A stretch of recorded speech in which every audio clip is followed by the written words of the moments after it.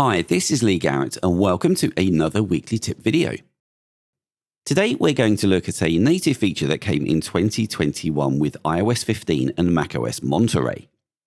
Now, focus modes allow you to create modes that customize things like who can send you notifications, which apps are allowed to disturb you, even which lock screens and home screens that you have.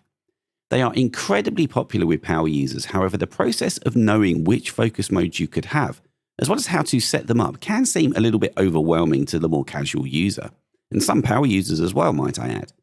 Now today, we're going to look at how to configure focus modes on both the iPhone and Mac, and then close with a few examples of themes for different focus modes that you may find useful. Okay, I'm here in settings on my iPhone, and to find our focus modes for configuration, I need to go into Focus. The focus modes that are included by default are listed at the top. So we've got Do Not Disturb, we've got Personal and Work. And shortly we're going to go into Do Not Disturb and configure that. Now below that we have Share Across Devices. And this is one of the most valuable toggles I think on any device that I've had.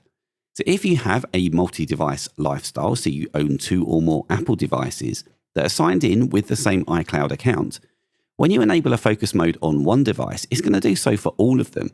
So as soon as I enable Do Not Disturb here on my iPhone, it's going to enable it on my MacBook Pro, my Apple Watch, my iPad, even my Mac Mini that I've got acting as a server. All of them are going to be in the same mode, which can be incredibly useful. Then below that, we have an option to turn focus status on or off. Now, you may have sent someone an iMessage at some point and see a little message in small type at the bottom that says the recipient has got their notifications silenced. Well, this toggle is what enables that to happen. In fact, if I tap Learn More here, we can see it gives you a visual look of that example that I've just given, and it only shares it when you have that particular focus turned on. If I come back, you can toggle the focus modes that you would like to share this status with. Okay, let's come back now and take a look at what comprises one of these focus modes. So Do Not Disturb. Now this is split into some distinct sections. So the top one is notifications, and possibly the most important one for you. So what is allowed to disturb you? Well, that itself is split into 2. We've got people on the left, and then we have apps on the right. And then below that, we have some options that are related to them. So let's go into people first. And there's a little bit of pre-configuration here already done because this is my actual phone. I've cleared out a lot of the focus modes that I use for this, but I have kept the Do Not Disturb one because I largely use that day to day. So at the top, how are notifications going to be handled? Well, there are 2 clear options. You can be very restrictive and say block everyone, but only allow notifications from the people below. And you can see that I've got my wife and girls there. Alternatively, you can be a little more liberal and just target certain people or applications and say everything can get through, but keep the following people quiet.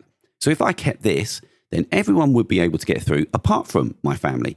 And you can see how this would work though. So if you're setting up a personal non-work-based focus, you could keep this checked here and just omit some work colleagues and any work-based applications, for example, like Slack or Outlook. I'm not making a mistake though. I need to be contactable 24/7 by this lot, so I'm going to keep this checked here.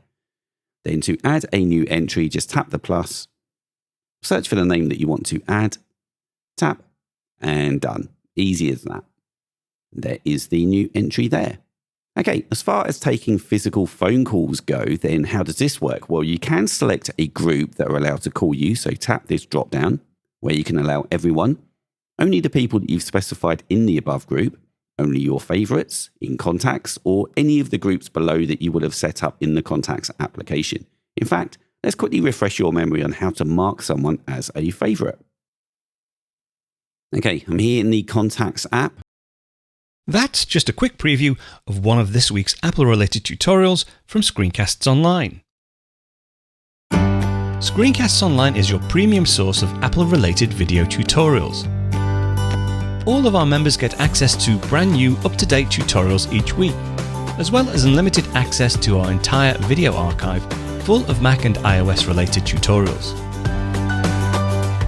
You can stream and download all of our videos on your Mac, iPad and iPhone, and even your Apple TV using the members-only Screencasts Online Apple TV app.